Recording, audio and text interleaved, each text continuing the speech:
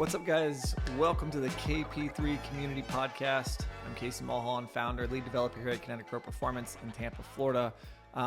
Really excited to bring to you guys a Season 2, Episode 1 of the KP3 Community Podcast. Back in 2021, we did our first ever KP Community Podcast where Garrett Phelps, our Director of Strength, myself, we did a series, I think it was like 17 episodes. This is going to be the foundation of a Season 2. And so I'm going to solo host our episodes, bring on some great guests, talk about all that is going on in the KP3 community. Now, you may be wondering, what is the difference between the KP Community Podcast and the KP3 Community Podcast? Big difference is since 2021, we have launched the KP3 community, at which our Winning with Workload course has been put on. We have our The Future of Arm Care course that is now up and free to the public right now. We also have the official response to the MLB Injuries report that has been put up on the KP3 community as well. So KP3 community is on our website at kineticprobaseball.com. It is a one-stop shop to understanding the philosophies that are behind KP. KP is our facility in Tampa, Florida, where we have seen thousands of athletes over the last 8 years. We've been working with athletes at that facility. So we're excited to show to you guys the uniqueness of what it is that is KP through the KP3 community, which is a space for all of us to go in, interact with some of the uniqueness, the philosophies, the products that we've designed here at KP. With that being said, we have our podcast tonight. Excited to talk about the MLB Injuries report, my official response that has been released, 58 pages, covering everything front to back on where I think the MLB may have missed some things. So I'll talk about that at length tonight.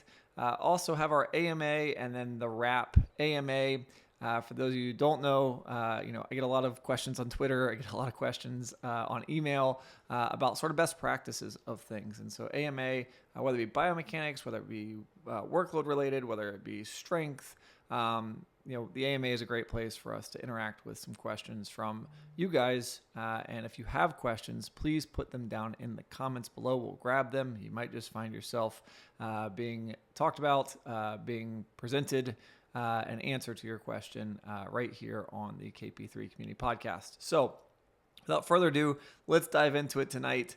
Moving forward in the next episodes, you can expect everything, not just workload based. We're going to talk about biomechanics. We're going to talk about strength. We're going to talk about workload and how all these things interact. And that's really our KP3 philosophy.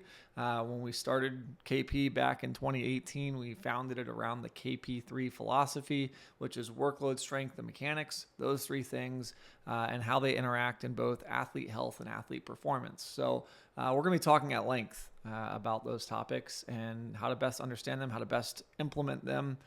Today's discussion is going to be around the MLB Injuries report, and mostly we're going to talk about workload in that today. So let's move on tonight to our first segment, which is the MLB Injuries report, an official response from KP. All right. So when I first read the injuries report, to be clear, I was a little taken back.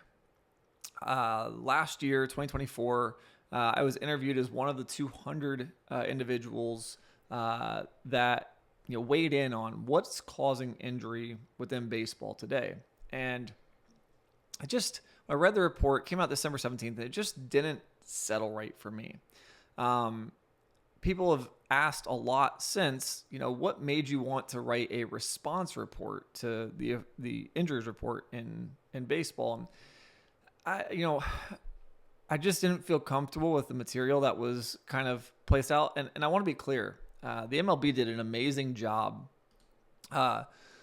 They really worked hard, and I commend them for compiling the data to getting the opinions of so many. But I just felt it lacked insight to exactly what was causing injury and where research has really kind of pointed us over the last couple of years. So again, commend them for starting the conversation. I commend the MLB for compiling the data. It was great to see some, I guess you could say, affirmation to the research that's existed in the past.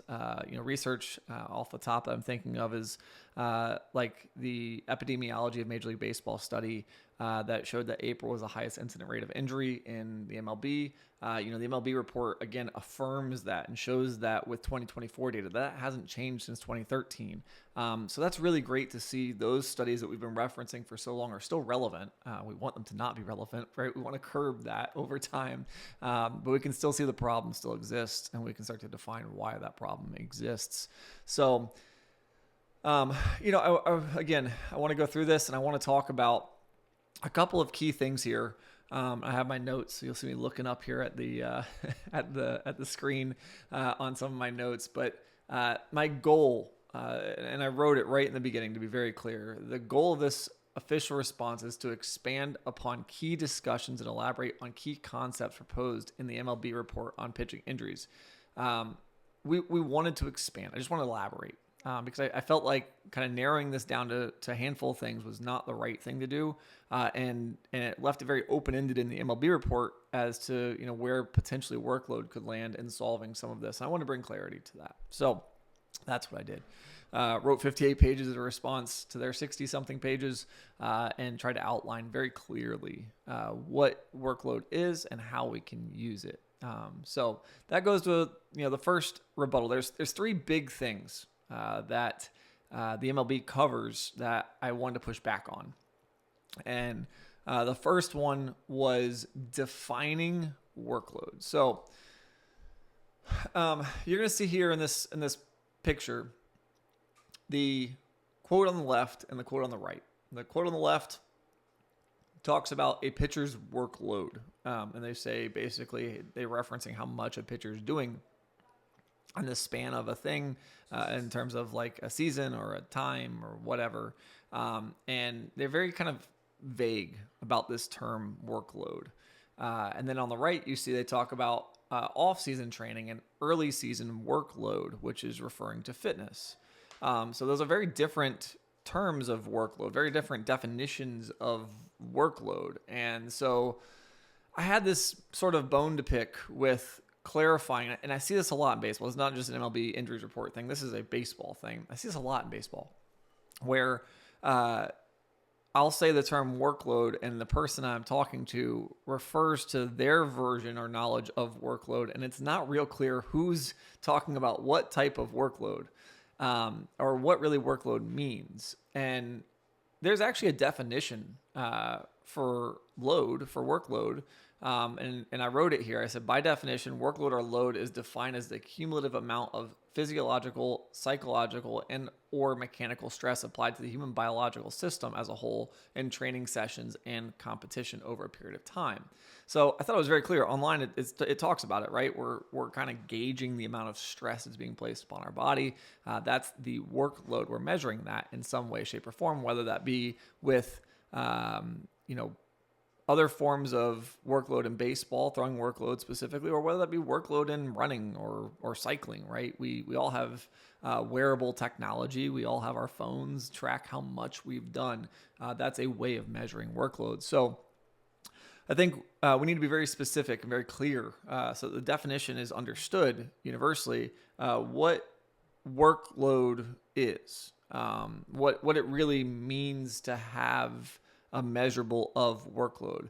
And I laugh because sometimes I'll say workload and everybody just immediately thinks to a sensor on the throwing arm and this advanced calculation of workload. But reality is you have innings limits and pitch counts, which are talked about all the time. And innings limits and pitch counts are a form of workload, but they are just an inferior form of workload, meaning they don't capture all of the work that's being done. And I elaborate deeply on this. I've talked about this in places like the Bridge Seminar for Wake this year.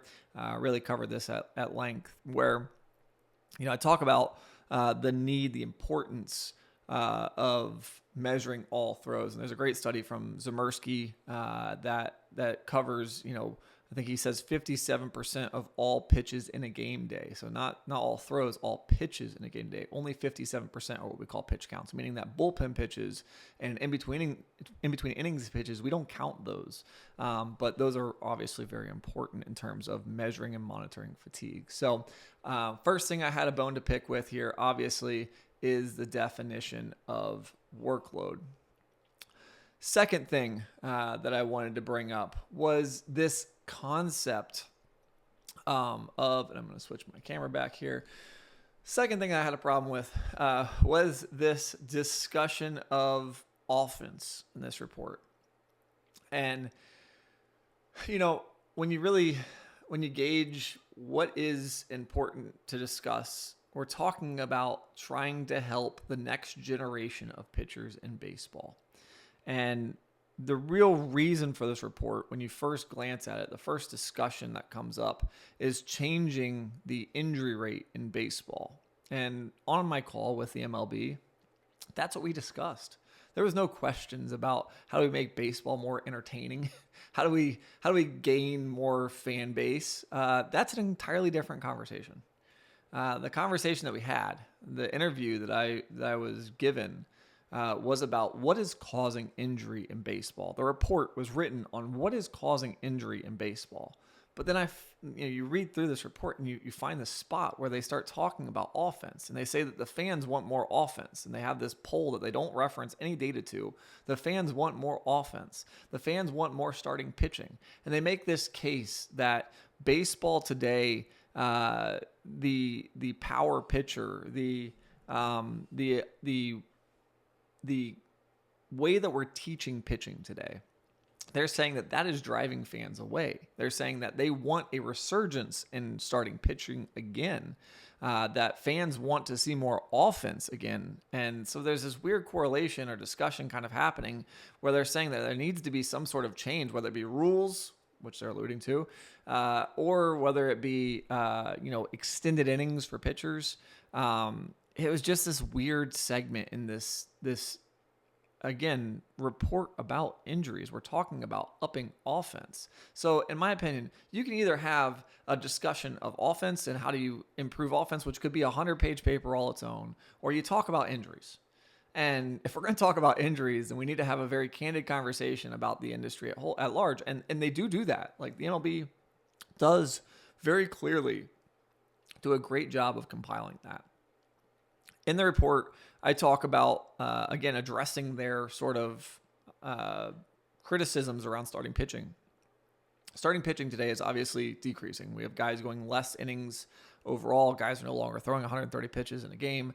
We're seeing a much more protected version of the starting pitcher in the MLB. And I actually, I'm against this. Like I actually have spoken very much at length about this, but I also think that there's a new model of pitcher that we've helped really bring in over the last couple of years. And so I point to Nick Martinez as the solution for the MLB.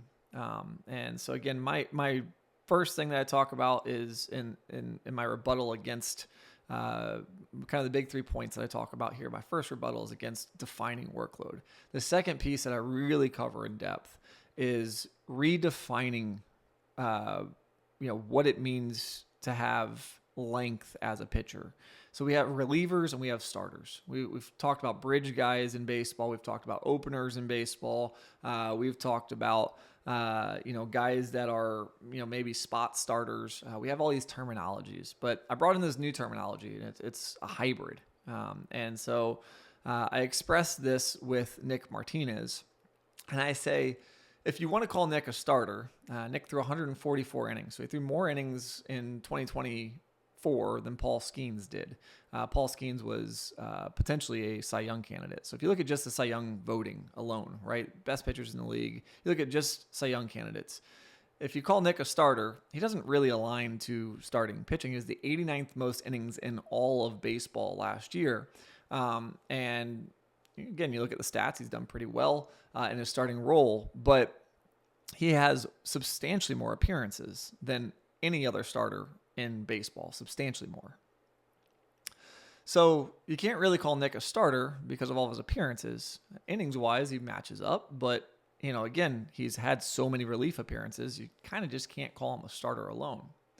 So you call him a reliever, and you realize that the number of innings total that he has compared to the closest number of relief innings of a true reliever is staggering. He threw 144 innings. So again, he's not a reliever in that case.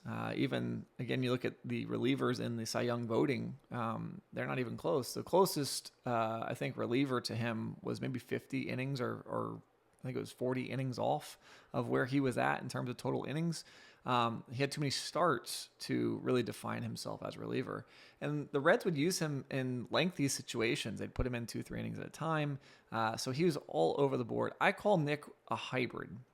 He's not a starter. He is not a reliever. He's a hybrid. And why do we call him that? Well, reality is, again, you can't define him by our traditional categorization of starter or reliever, but Nick leverages workload management. He looks at the data to determine how much he's capable of doing in any given outing. So he doesn't see himself as really a defined role.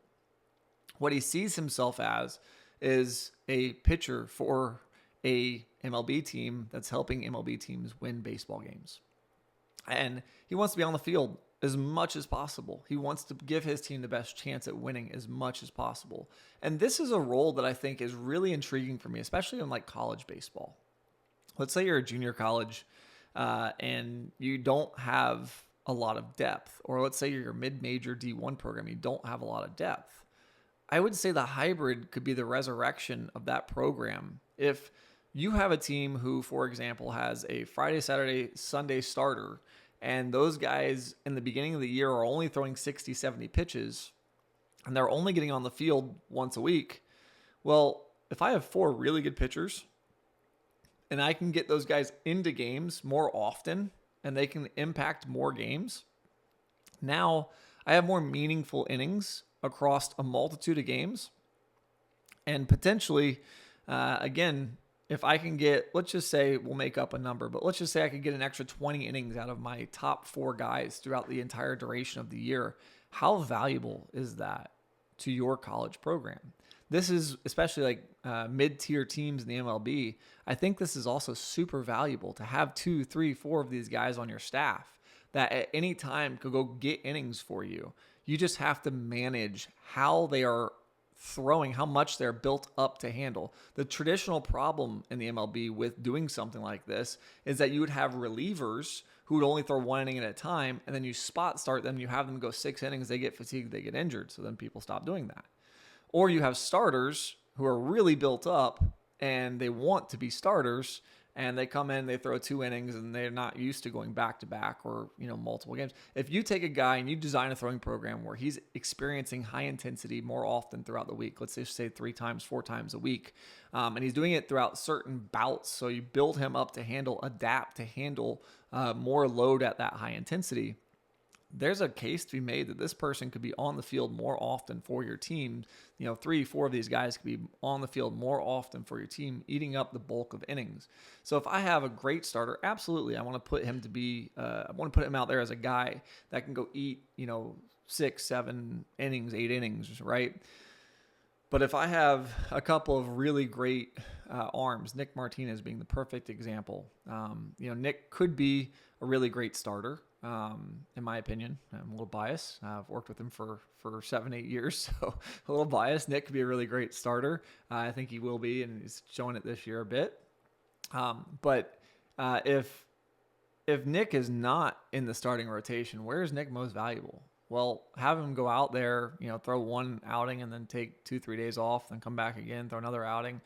That's not really, I think, his strong suit. I think having him fill innings, and having that arm, that caliber of arm capable of doing that, I'd say that's probably the right move. So especially with the young guys coming up in the league, I think, we talk about, again, this is that misinterpretation or that misnomer of workload. People use it definitionally the wrong way, in my opinion. They talk about, a young starter experiencing a high workload, and they're talking about innings limits or pitch counts or whatever. But if I have a young arm, like Paul Skeens is a good example of this, coming up, instead of limiting innings or potentially putting him in a situation where he's not building to be prepared for a higher inning total, on the season, maybe I could put him in a hybrid role. Let him go out there and throw, a multitude of days and innings, make sure he's prepared for that, build him up enough to handle it. Now he's getting his feet wet in higher leverage situations, and he's able to go out there and extend. I think this is extremely valuable, especially when we start talking about 162 games. The college season is much less, but obviously have much less depth at the college level as well. So again, I think this hybrid model could be used in a number of different ways. And I make the case for it for Nick. I say, look, again, you can't call him a starter, you can't call him a reliever. The MLB points to in their injuries report, they point to the fact that teams are now not paying pitchers as well, and that's a problem. Nick just signed the largest single season Reds contract in history for a pitcher at $21 million. So again, Nick's proving his worth. He's redefining, in my opinion, what it means to be on a staff and leveraging high-end data from a workload management standpoint to using that data to find a competitive edge. I think it's something that more people should investigate, and I elaborate on this pretty heavily. So I think the MLB's assertion that the starting pitcher is dying is correct.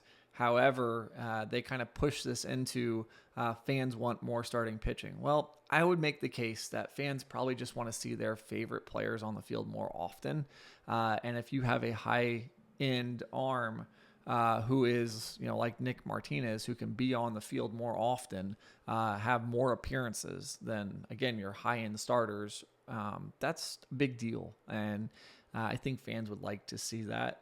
They'd like to cheer for those guys getting in games as much as possible. So that was my second thing, was that if you're going to talk about offense, let's talk about offense, but let's write another paper on that. Let's talk about injuries. If we're saying that the starting pitcher today is dying, that pitchers aren't built up enough, well, I think a guy like Nick Martinez probably breaks the mold, defines that we don't need, I would like to see more starting pitching, but we don't need the starting pitching to go back to what it was prior, where guys were doing 150 pitches in a game. We don't need that. I think we need more hybrids, and Nick Martinez makes a great case for workload management and how to use that to leverage such a position. So this takes me to my last point, number 3, which is that, in my opinion, the MLB injuries report didn't really discuss fatigue. It kind of breezes over it. It doesn't really define it. And this was the real definitional piece for me in terms of their report. They say that injuries are happening basically because of velocity increases and stuff. Guys using TrackMan or Rapsodo in the offseason to develop stuff. So pitch design. They're blaming velocity and pitch design. And I'm gonna touch on this cautiously to a degree. I'm going to move into this fatigue piece. It's not, I say it well here. I'm going to go ahead and read this because I say it well here. And I want to make sure this is very, very clear, because I'm not saying that higher velocity is not adding more stress.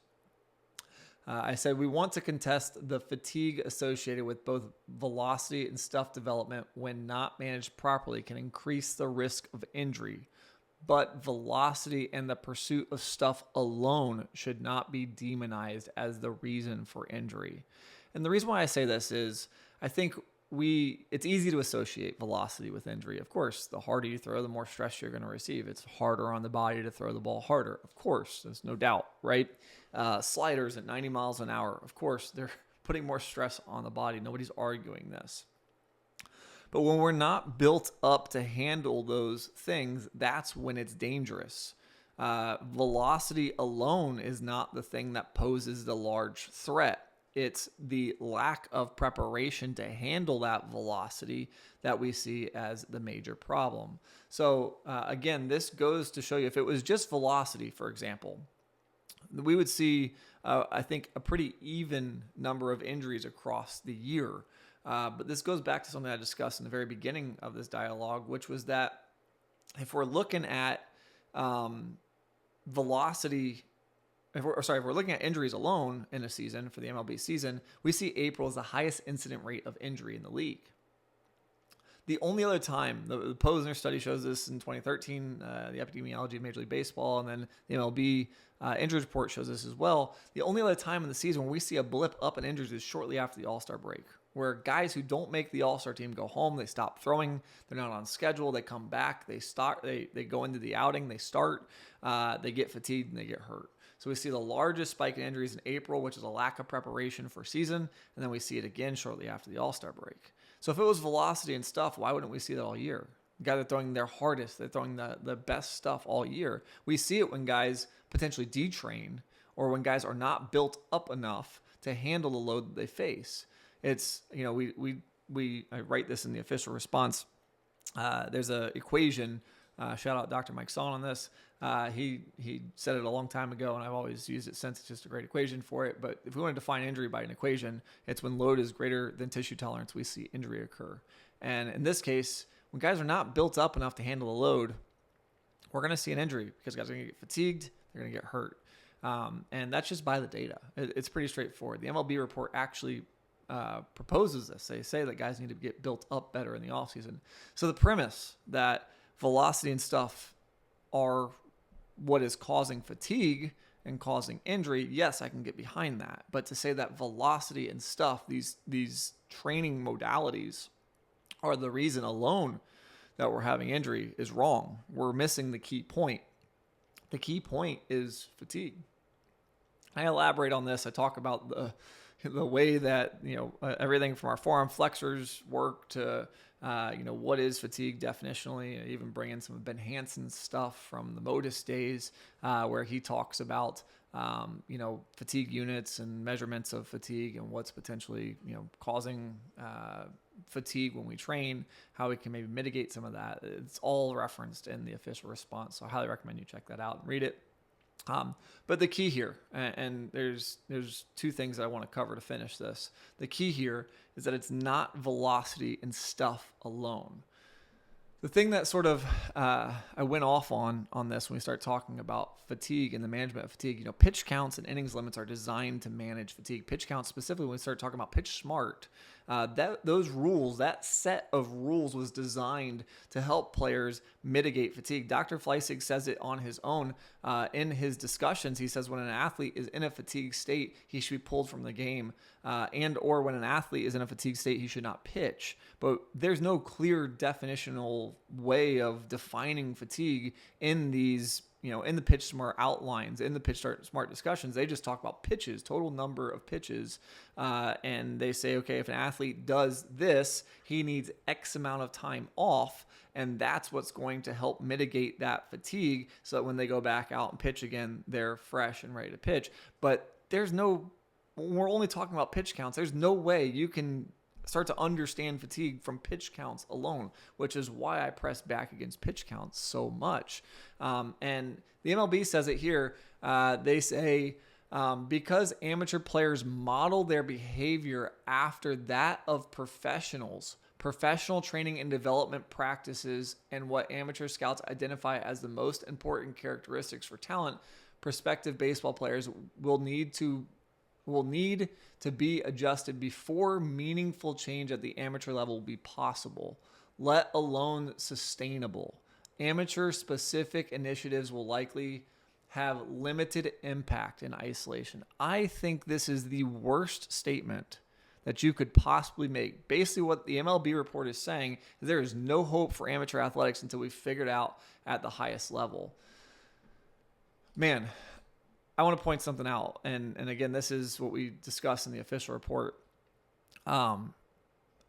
This is disturbing to me that this statement was made, because what we know about amateur injury right now, fatigue is a problem. Fatigue is something that we can't necessarily measure perfectly, but we have a better way of measuring than pitch counts. And to just say that we can keep going down the road with pitch counts and we're going to solve the problem it's ridiculous. We need to identify fatigue. We need to start to talk about fatigue on a higher level. We need to put systems in place that manage fatigue better. That's the discussion here. It's not stop throwing hard in the offseason. It's not quit using TrackMan in the offseason. Now, for a 10-year-old to use TrackMan, I have a different discussion for a different time on that. But it's not stop throwing hard. It's not stop designing new pitches. It's not that. The question that we have to ask is, how do we help our athletes stay out of a fatigue state? That's how we start to curb the injury problem that we face in baseball.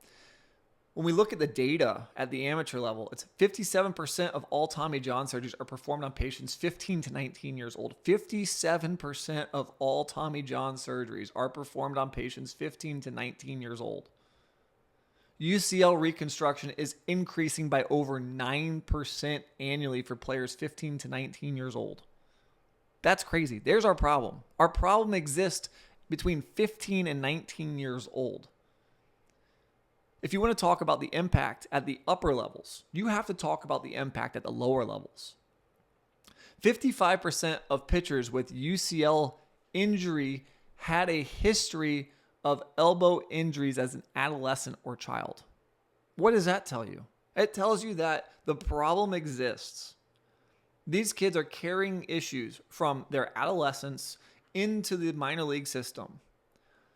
Up to 37% of pitchers who undergo Tommy John surgery will experience another significant arm injury later in their career. Again, let's go back to the beginning of this in terms of the data, right? 57% of all Tommy John surgeries are performed on patients ages 15 to 19 years old. 37% of that population will go on to experience another significant injury later in their career. That's the data. And the MLB report says, hey, until we figure this out at the upper levels, we can't even remotely start to talk about the lower levels. How absurd. That's not even a discussion. You can't have that. You have to solve the amateur level first. You have to work at the youth level first. You can't have statistics and research like 37% of patients who undergo Tommy John surgery will experience another significant arm injury later in their career. You can't have that and then tell me that you're going to solve the problem. Clearly, once you've established that these players are getting hurt and that's giving them an open door for more injury down the road, we're never going to solve the problem at the upper level. We could have the right solution and never solve the problem because these kids got hurt when they were younger. We have to impact the lowest levels. We have to start to account for fatigue. We have to, again, going back to my points here, we have to define what workload is. We have to have a clear understanding of what it means. The second thing is we have to define what pitchers look like in the future. Are they going to be starters? Are they going to be relievers? Maybe they're a hybrid.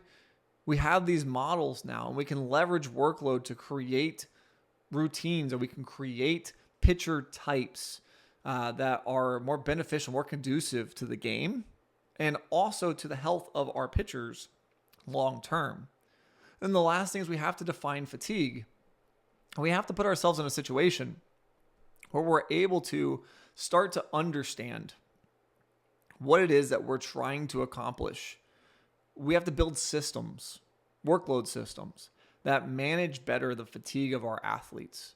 If we don't do that, if we can't just start there, we're not going to solve this problem. The injury rate's going to continue to move up. Athletes are getting bigger and stronger. They're throwing harder. They're doing all of these things that 10 years ago, my generation of pitcher wasn't doing. These kids, I've got kids 14, 15, 16 years old throwing 95 miles an hour. How in the world do you take a kid at 14, 15, 16 years old throwing 95 miles an hour and protect that kid? The answer, according to the study here, or sorry, not the study, they don't want to refer to it as a study, it was a review. It was an open discussion, a dialogue. The MLB report on injuries, specifically, it points to kids needing to throw less hard. It points to telling kids to basically not throw hard. If I'm a kid, I can throw 95 miles an hour at the age of 15 years old. And I can strike everybody out throwing 95 miles an hour. Guess what I'm going to do? I'm going to throw 95 miles an hour to strike everybody out. That's the discussion. End of discussion. Kids want to push. They want to perform at a high level. They want to be known as the best. That means we have to physically push our body to do something that in many cases it doesn't want to do. You're not going to stop injuries in baseball. You're not going to say all injuries are going to be avoided. That's not going to happen. But what we can do is put together a better framework for the next generation. So we start to manage and understand fatigue. It's going to be some awkward conversations. Some kids are going to feel like they're being limited. It's part of it. But the better the system, the better off we are. The one big thing that I took away from writing this is it affirmed for me something that I've been saying for a long time. When I wrote this response and started presenting it to people, I got hit with this return of sort of how do I define for the public what our problem really is? Our problem is not a philosophical problem.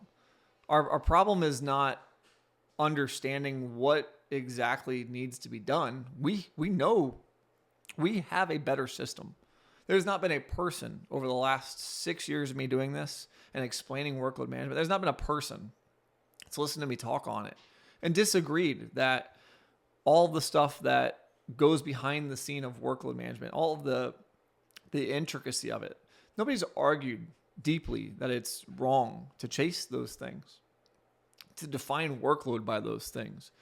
Nobody's accused workload management in its upper levels of collection and understanding of fatigue. Nobody's complained that it's sort of wearing technology and measuring workload management, that it's inferior to pitch counts, for example. Nobody's argued that.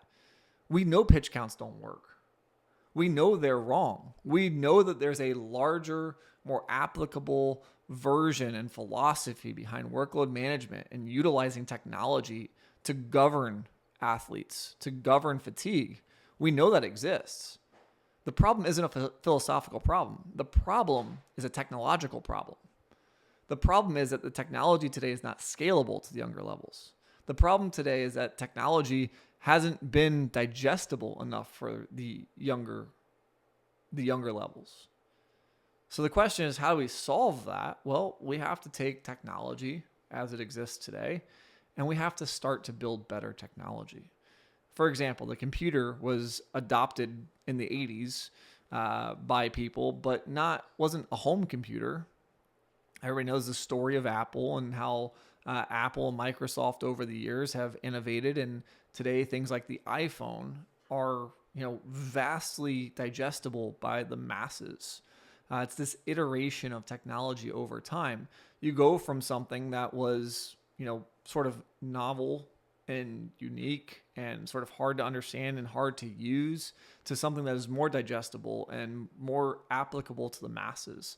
And that's what wearable technology, in my opinion, is going to be. That's what workload management as a whole is going to be. Finding better ways to communicate these things is going to take us as a community to work together on and start to really find ways to impact and affect. So those are my takeaways. That's my big thing from my official response was, starting off at a high level, like I said, defining workloads. Secondarily, redefining what pitchers look like in the MLB today. Third, understanding and defining fatigue. And lastly, to conclude, is really understand what our problem is. It is, again, a technological problem, not a philosophical problem.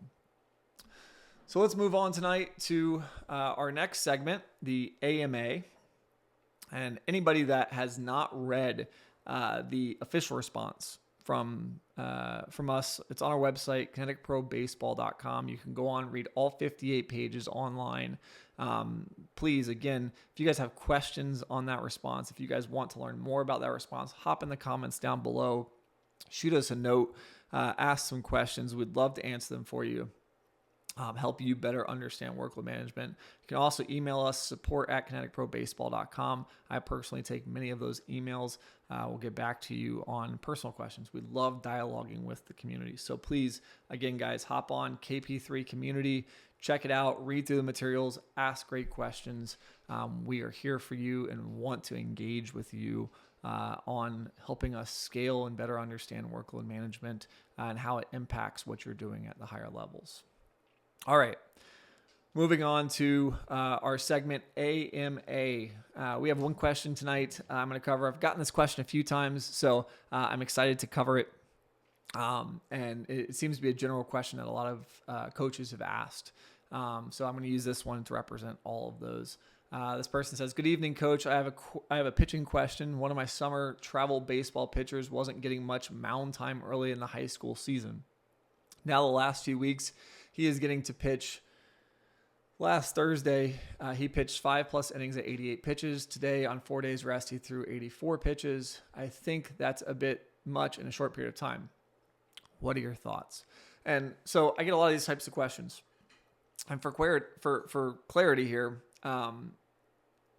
it's really important that we define what happened before these outings, right? I typically get questions from coaches like, "Hey, this guy threw 100 pitches. Was that too much?" Or 120, was that too much? And it lacks the context of the history of that athlete being built up to actually be prepared for their outing. So to find out if this was too much for the kid or not enough for the kid, we see here in the beginning of the part of this question, this athlete wasn't getting much mound time early in the high school season. Now, many would now believe that because he said that, oh, well, there's no way he's built up for handling an outing, but that's not true. When athletes don't get a lot of in-game mound time, they can still supplement that with bullpen mound time. They can still supplement that with more long toss. If this kid's throwing, 40, 100% long toss throws a couple times a week, that kid's really built up. And that kid potentially could just go in and jump into a game and handle X amount of pitches, depending on how much load they've accumulated. So I like to explain this like a marathon. And I ask this question a lot at KP, and many of you have heard me talk about this before, but I ask this question all the time. I say, are you ready to run a marathon today? If I asked you personally, are you ready to run a marathon today? Most people would say no. Most people say, I haven't trained. I haven't built up. And I say, that's great. That's majority of the population. 26 miles is a long ways. So most people are not built to handle that unless they've been training. So they'll ask the question to that same person. I'll go, okay, so let's say I gave you 6 months, 8 months. Is that enough time to be ready for a marathon? And most people think about it, and they'll think about the progression from where they are today fitness-wise to being ready for that marathon. And they'll go, yeah, 6 months, 8 months sounds good. Say, okay, what about 1 month? Are you ready for 1 month? Or would you be ready in 1 month? And most people kind of think about it for a second and go, absolutely not. There's no way I could be ready to run a marathon in 1 month. Okay, great. So somewhere between 1 month and 6 months to 8 months is what you're telling me you need is time to build up to be ready for that marathon. So yeah, absolutely. So, okay, great. So let's start your training program. So today we're going to start building your training program. This week is going to be your first week of running. So week 1, I'll ask the question, week 1, how about a half mile on Monday, a half mile on Wednesday, and a half mile on Friday? Does that sound like a good start point for your program? Yeah, that sounds pretty good. I could do that. Half mile, half mile, half mile. Good. Excellent. How about week 2? So Monday, last week, right? Week 1, we ran half mile, Wednesday, half mile, Friday, half mile. Next week, week 2, we're going to go 10 miles on Monday, 10 miles on Wednesday, 10 miles on Friday. How does that sound? And most people listening will go, oh, that's way too fast of a progression. Okay, great. Awesome. You know this innately. I don't have to explain to you the intricacies of workload management and the calculations of the data for you to understand that if you go from a half mile to 10 miles as a jump in training, that's way too much too fast. If I give you only 1 month to build up, that's way too quick of a progression for you to be ready for your training. You know that your body will not adapt and be ready to go for that training at that period of time. So when we talk about this and we use that context in running, everybody gets it. But when we talk about it in throwing, oftentimes people don't get it. And that's what this question's alluding to. He understands in this question that we may have jumped too quick to start running in our marathon. So when we start to talk about, again, training progression, throwing progression in this case, we start to talk about the amount of time needed to be prepared. Well, what workload management allows us to do is track all of this athlete's throws. So I have no way of factually answering this question from this coach or many other coaches in this case. But one of the things that I would encourage coaches to do, and we have our Winning with Workload course online that teaches you to do this, to utilize even our technology to do this through our app, the Connect app. You go in and you track every throw the athlete makes throughout the season. And it sounds daunting, and it is, but it's worth it because it helps you to understand and answer these questions. Is my athlete ready to do this thing? Even with an athlete who wasn't throwing much, again, if he's throwing a lot of long toss, if he's throwing in bullpen, you could substantially shorten the curve of him being ready to throw 80-something pitches. Or in some cases, this athlete may have thrown enough to be ready to handle 80 pitches as it was. If you're not tracking all the throws, you won't know the answer. But it's the same discussion as what we find in the marathon example. We need athletes to be built up over a duration of time to handle the fitness requirements of throwing that many pitches. We need athletes to progress that fitness at a very specific rate that doesn't fatigue them. Athletes who progress too quickly overtrain, and they end up getting fatigued and hurt. Athletes who undertrain, which in this case is what he's talking about, is this athlete undertrained? Athletes who undertrain end up meeting the demand of the actual game or performance, and they now meet a high load, which would be that individual game. They become fatigued, and then they get hurt because they go from undertraining to immediately overtraining, and they end up fatigued and hurt. So we don't want to overtrain or undertrain our athletes. What workload management does is it allows us to find the middle. It allows us to find the just right progression in order to make sure that our athlete is built up to handle the demand that they face, that we provide them. We need to make sure they're built up to handle that. This goes back to that April discussion.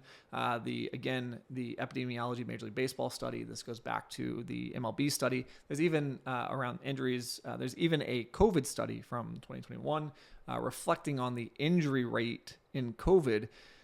And if you think back to COVID quickly, guys shut down for a month and a half, 2 months. They were given 1 month to build back up in the big leagues, 1 month to progress. Not enough time to be ready to start at the big league level, especially.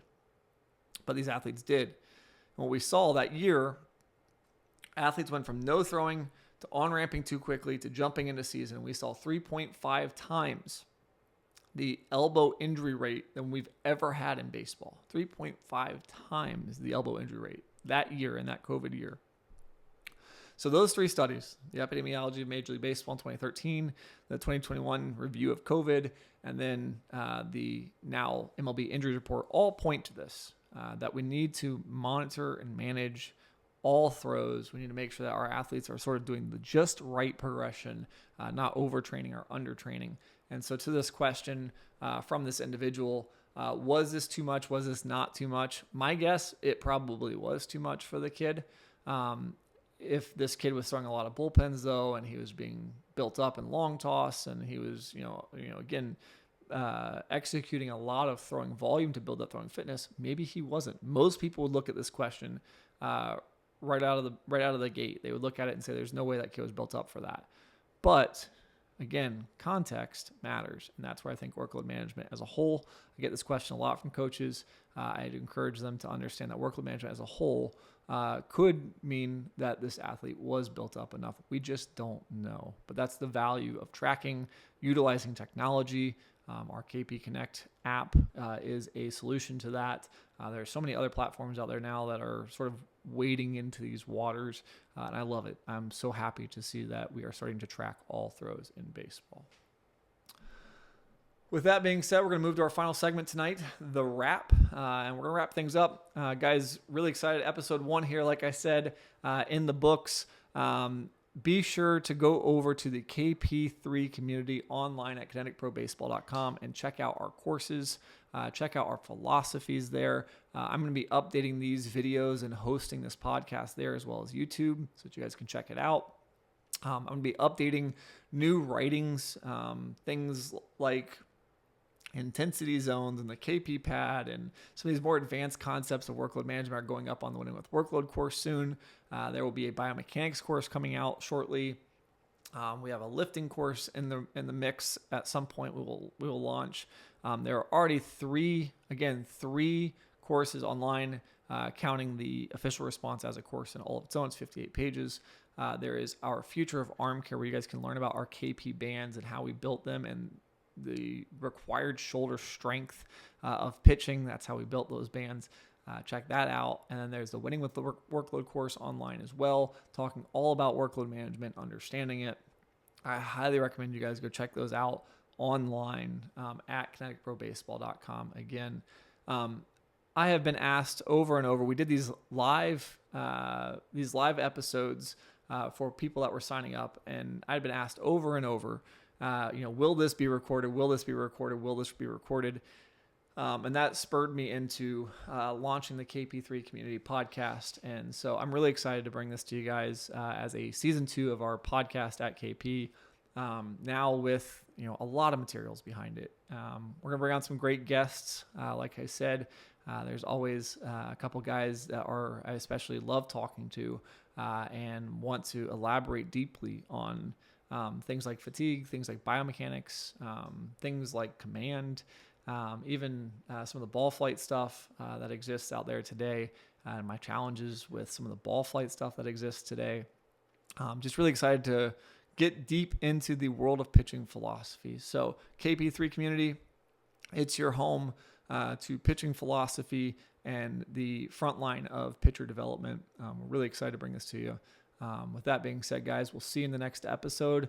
Be sure to, once again, comment down below. If you guys have any questions, you guys can email us, support@ConnecticProBaseball.com, and be sure to go check out our KP3 community. Thanks, guys. See you on the next one.